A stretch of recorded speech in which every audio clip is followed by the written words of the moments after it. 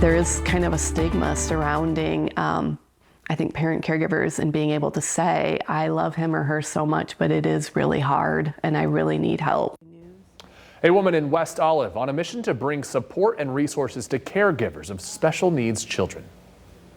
Knowing firsthand the challenges as the parent of a disabled son herself, her nonprofit, the Lucas Project, touched families in West Michigan and beyond. It's time to meet Jess Ronne, our Pay It Forward Person of the Month, brought to you by Lake Michigan Credit Union. I think society kind of says, well, you're his mom. You chose this. You didn't abort him. So live with your choice. A life-changing choice to bring her son Lucas into the world after he suffered a stroke in utero, despite what doctors advised. We decided to put our faith in the Lord and his will for the baby. Lucas was born on August 12, 2004. Just came out screaming with life, and that was the day I became a forever parent caregiver. Lucas was a fighter and profoundly disabled.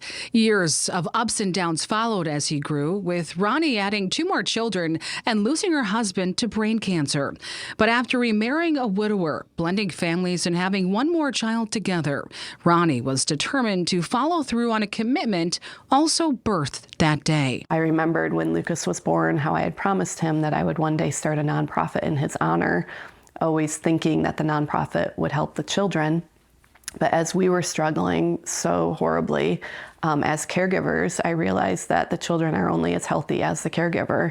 And if the caregivers weren't doing well, there was no way the children would be able to do well. Ronnie founded the Lucas Project in his honor, reaching out to help caregivers of special needs children with recognition. Number 1 goal is to bring awareness, resources, and encouragement. We send out care packages to caregivers nationwide. People can go onto our website and nominate a caregiver, and we will just send them this beautiful box. It's kind of respite in a box with just coffees and teas and spa items and gift cards and just things to say, you know, we see you, we see what you're doing, we acknowledge you, and, you know, just keep up the good work. And maybe most important, a much needed break.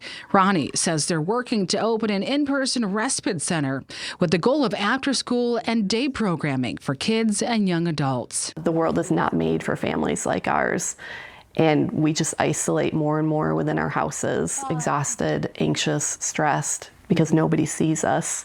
And I think that's what's become my mission in life, is to bring this awareness to these parent caregivers and how much we need organizations and churches and people to see us and just reach out and lend a hand if at all possible. Do you want me to help you with your iPad? Reaching out to help others, giving this mom purpose.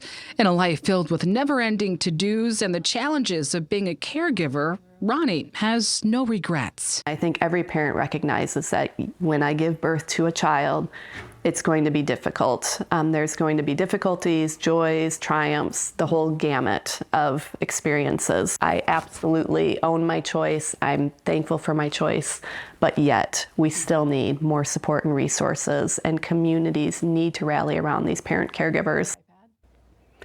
Ronnie says the goal is to open that respite center in West Olive next year. We posted more information about the Lucas Project right now in the story on our website.